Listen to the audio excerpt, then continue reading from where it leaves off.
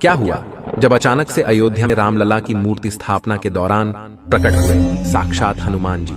यह नजारा देख वहां खड़े सभी लोग धन्य धन्य हो गए, सभी के रोंगटे खड़े हो गए। आज की वीडियो में एक बहुत बड़े चमत्कार की जानकारी आपको देने वाले हैं, जो हाल ही में अयोध्या राम मंदिर में हुआ है। दोस्तों, आगे बढ़ने से पहले अगर आप एक सच्चे राम भक्त हैं तो वीडियो को लाइक करके कमेंट बॉक्स में जय श्री राम जरूर लिखें। दोस्तों, ऐसा कहा जाता है जहां पर भी राम कथा होती है वहां पर जो सबसे पहले आते हैं और कथा समाप्त होने के बाद सबसे अंत में जाते हैं, वे हमारे प्रिय हनुमान जी होते हैं। यानी कि जब भी और जहां भी प्रभु श्री राम से जुड़ा कोई भी कार्यक्रम होता है वहां हनुमान जी जरूर होते हैं। अब आने वाली 22 जनवरी को इस देश का सबसे बड़ा दिन आने वाला है, जहां बरसों का संघर्ष रंग लाने वाला है और हमारे कार सेवकों का बलिदान हमें भव्य राम मंदिर के रूप में हमें देखने को मिल रहा है। ऐसे में आगामी 22 जनवरी को होने वाली प्राण प्रतिष्ठा से पहले अयोध्या में कई सारे चमत्कार देखने को मिल रहे हैं। लेकिन अब जब इतना बड़ा प्राण प्रतिष्ठा का समारोह अयोध्या में होने जा रहा है तो इस बात की तो गारंटी है कि किसी न किसी रूप में हनुमान जी वहां पर जरूर मौजूद होंगे। और वही एक बड़ा चमत्कार अब अचानक से अयोध्या में देखने को मिला है। 22 जनवरी को होने वाले बहुप्रतीक्षित कार्यक्रम से पहले अयोध्या में 7 दिन के वैदिक अनुष्ठान शुरू हो गए हैं। जैसे जैसे प्राण प्रतिष्ठा का दिन नजदीक आ रहा है, राम भक्तों का उत्सुकता बढ़ रहा है। करीब 500 साल बाद रामलला का गृह प्रवेश हुआ है। भारी सुरक्षा के बीच मूर्ति मंदिर परिसर में लाई गई। हनुमान गढ़ी के सामने सैकड़ों श्रद्धालु सड़क के दोनों तरफ खड़े रहे। भारी पुलिस बल और दर्जनों गाड़ियां मूर्ति वाले ट्रक के साथ चलती रहीं। मौके पर मौजूद श्रद्धालु इस मौके पर भावुक हो गए। जैसे ही मूर्ति को राम मंदिर में लाया गया, सभी लोग एक स्वर में घर पहुंच गए। प्रभु राम अपने आंगन में पहुंच गए, राम का जय घोष करने लगे। रामलला की मूर्ति को गर्भगृह में स्थापित किए जाने की प्रक्रिया चालू है। इसी बीच अरुण योगीराज ने जो 51 इंच की मूर्ति घड़ी है उसे मंदिर परिसर के अंदर लाया गया, जिसका वजन 150 से 200 किलो है। रामलला की मूर्ति को गर्भगृह में बने आसन पर रख दिया गया। कारीगरों ने मूर्ति को आसन पर खड़ा किया। इस प्रोसेस में 4 घंटे लगे, लेकिन इस पूरी प्रक्रिया के दौरान एक सबसे बड़ा चमत्कार यह दिखा कि जब कार्यशाला से राम मंदिर में ट्रक के माध्यम से रामलला की मूर्ति लाई जा रही थी, तब पूरे मार्ग में ट्रक के साथ साथ एक बंदर चलता हुआ दिखाई दिया। जिस दिशा में ट्रक जाता वह बंदर भी उस दिशा में साथ चलता रहता। सभी भक्त यह नजर अपनी आंखों से देख रहे थे और उस बंदर को साक्षात हनुमान जी का अवतार मान रहे थे। जय श्री राम, जय हनुमान के जय कर लग रहे थे। और जब क्रेन की सहायता से राम मंदिर परिसर में रामलाल की मूर्ति को उतारा गया है तो गौरतलब बात यह है कि वह बंदर उस समय भी वहां पर मौजूद था। और जब सभी मजदूरों की सहायता से मूर्ति को गर्भगृह के अंदर खड़ा किया जा रहा था तो वह बंदर रामलला की उस मूर्ति को ऐसे निहार रहा था मानो साक्षात श्री हनुमान वहां उपस्थित हो। ऐसा कहा जा रहा है मंदिर में पहली बार रामलाल की मूर्ति स्थापित करने के पश्चात वह बंदर अचानक ही कहीं अंतर ध्यान हो गया। इसी चमत्कार पर सभी राम भक्त कमेंट बॉक्स में जय श्री राम, जय हनुमान जरूर लिखें। अब दोस्तों, आप सभी के मन में एक सवाल जरूर आ रहा होगा, आखिर राम मंदिर के गर्भगृह में इस नई मूर्ति को स्थापित किया जाएगा तो आखिर रामलाल की उस मूर्ति का क्या होगा जो 1939 में मस्जिद के गुंबद के नीचे से प्रकट हुई थी। आचार्य सत्येंद्र दास रामलला विराजमान को सबसे ज्यादा अहम बताते हुए कहते हैं, नए वाले भगवान राम का तो भव्य मंदिर बन ही गया है, लेकिन ज्यादा महत्व इन्हीं 1949 वाले रामलला का है। कोर्ट ने इन्हीं रामलला विराजमान के आधार पर फैसला दिया कि यही राम जन्मभूमि है। इसी के बाद मंदिर बनना शुरू हुआ। आचार्य सत्येंद्र दास बताते हैं, आप जानते हैं कि जितना विवाद हुआ है और जो कोर्ट में मुकदमा लढ़ा गया वो पहले से मौजूद रामलला विराजमान के नाम से लढ़ा गया। इन्हीं के नाम पर सुप्रीम कोर्ट ने हुक्मनामा दिया है। अब मंदिर बन गया है तो इसीलिए जैसे रामलला विराजमान की पूजा अर्चना पहले से होती रही उसी प्रकार से होती रहेगी। उनके मुताबिक जहां नए रामलला रखे जाएंगे वहीं पर पुराने रामलला भी रखे जाएंगे। रामलला की पूजा के बारे में आचार्य सत्येंद्र दास कहते हैं, सभी संप्रदाय अपनी पद्धति के हिसाब से रामलला विराजमान की पूजा अर्चना करते हैं। 16 मंत्रों से एक एक वस्तु को भगवान को समर्पित किया जाता है। राम के साथ भरत, लक्ष्मण और शत्रुघ्न सभी भाइयों की पूजा होती आई है। अब जो भव्य मंदिर बना है उसी में इनकी स्थापना होगी। अयोध्या में रामलला का स्नान पूजन उज्जैन के शंख से होगा। यह शंख लेकर श्री महाकालेश्वर मंदिर के मुख्य पुजारी पम घनश्याम शर्मा गुरुवार शाम अयोध्या के लिए रवाना हुए। वे विशेष रामरथ से अयोध्या के लिए निकले हैं। 22 जनवरी को प्रभु राम अपने भव्य महल में विराजमान होंगे, लेकिन प्रभु राम के आने से 5 दिन पहले से ही प्राण प्रतिष्ठा की पूजा अर्चना शुरू हो गई है। लेकिन प्रभु राम के भव्य महल में पहुंचने से पहले राम मंदिर परिसर में एक और अन्य बड़ा चमत्कार देखने को मिला है, जिससे काफी शुभ संकेत माना जा रहा है। दरअसल एक मोर और मोरनी का जोड़ा देखा गया है, जिसका वीडियो भी सोशल मीडिया पर जमकर वायरल हो रहा है।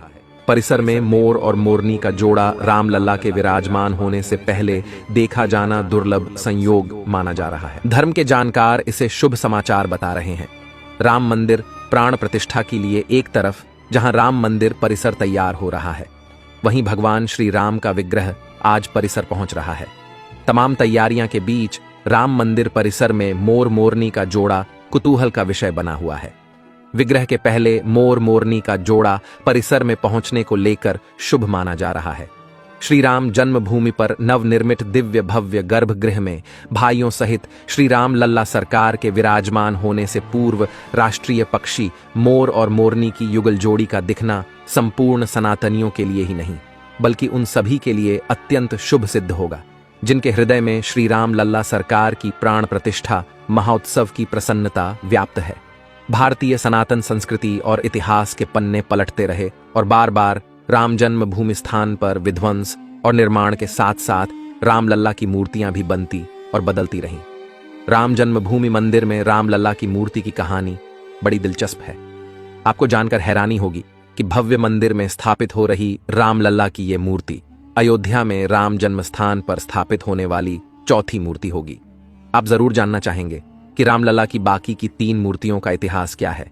आगे वीडियो में हम आपको बताएंगे महाराज विक्रमादित्य से लेकर बाबर काल और तब से अब तक यानी 22 जनवरी 2024 की प्राण प्रतिष्ठा में स्थापित होने वाली रामलला की इन 4 पवित्र मूर्तियों की कहानी। पहली मूर्ति का इतिहास कहता है, यह ऐतिहासिक मान्यता है कि प्राचीन काल में कभी अयोध्या नगरी का पुनरुद्धार उज्जैन के नरेश महाराज विक्रमादित्य ने कराया था। उन्होंने ही राम जन्मभूमि पर भव्य मंदिर बनवाया था। 16वीं सदी की शुरुआत में मुगलों ने जब अयोध्या पर आक्रमण किया, तब राम जन्मभूमि के उस प्राचीन मंदिर में प्रभु श्री राम का जो विग्रह यानी मूर्ति स्थापित थी। मौजूदा समय में वह अयोध्या में ही स्वर्गद्वार मोहल्ले में स्थित महाराष्ट्रियन परंपरा के कालेराम मंदिर में आज भी विराजमान है। मान्यता है कि मुगल आक्रमण के समय तत्कालीन पुजारी ने इस विग्रह को अपमान से बचाने के लिए सरयू नदी में प्रवाहित कर दिया था, जो 220 साल तक सरयू की धारा में सुरक्षित रहा और 18वीं शताब्दी में एक पुजारी को आए देवस्वप्न के बाद फिर यह प्रकट हुआ।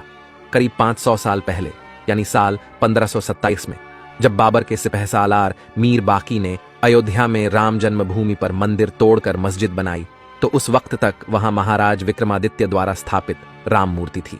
ये मूर्ति तब टीकमगढ़ के ओरछा राजमहल में चली गई। मुगल आक्रमण से बचाने के लिए ओरछा की महारानी अयोध्या आकर ये मूर्ति ले गई। दूसरे मूर्ति का इतिहास कहता है कि आजादी के 2 साल बाद यानी साल 1939 में शुरू होता है।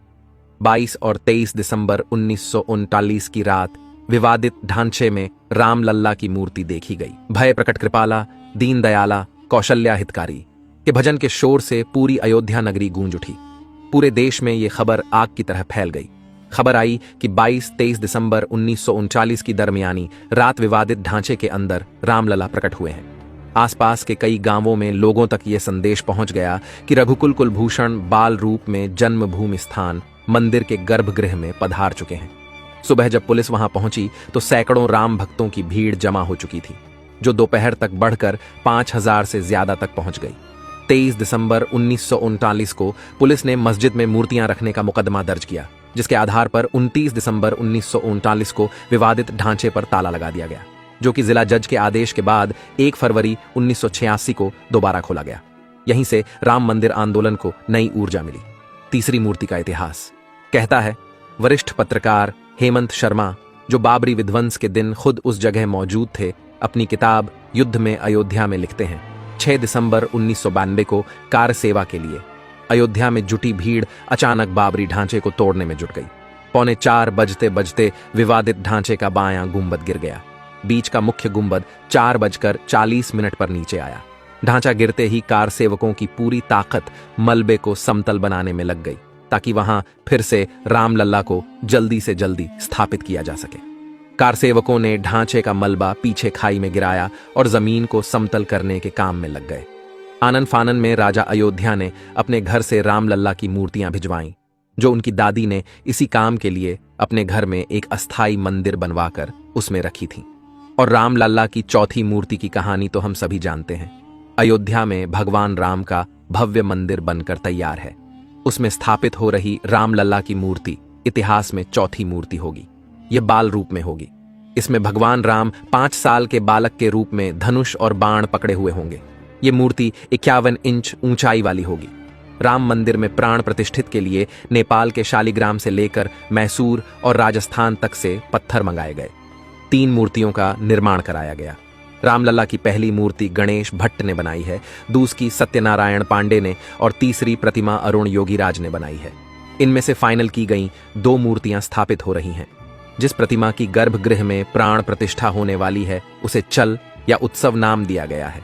वहीं दूसरी प्रतिमा जिसे मंदिर प्रांगण में स्थापित किया जाएगा उसे अचल मूर्ति नाम दिया गया है। अरुण योगीराज की बनाई मूर्ति अंदर मुख्य मंदिर के गर्भगृह में स्थापित हो रही है। आशा करते हैं दोस्तों हमारी आज की वीडियो से आपको राम मंदिर का इतिहास जानने को मिला होगा। हमारा सौभाग्य है कि हम राम मंदिर के प्राण प्रतिष्ठा अपनी आंखों से देखने वाले हैं, लेकिन इसी प्राण प्रतिष्ठा के साथ उन कार सेवकों की आत्मा को भी शांति मिलने वाली है, जिन्होंने हंसते हंसते राम मंदिर के लिए अपने प्राणों को न्योछावर कर दिया। आप भी नीचे कमेंट बॉक्स में उनके लिए श्रद्धांजलि जरूर अर्पित करें। और अगर आपको वीडियो पसंद आई है तो लाइक करें और आप भी सच्चे सनातनी हैं तो कमेंट बॉक्स में जय श्री राम लिखकर रोजाना ऐसी सत्य चमत्कारी घटनाएं देखने के लिए हमारे चैनल को सब्सक्राइब करके बेल आइकन को प्रेस कर ले। बहुत बहुत धन्यवाद।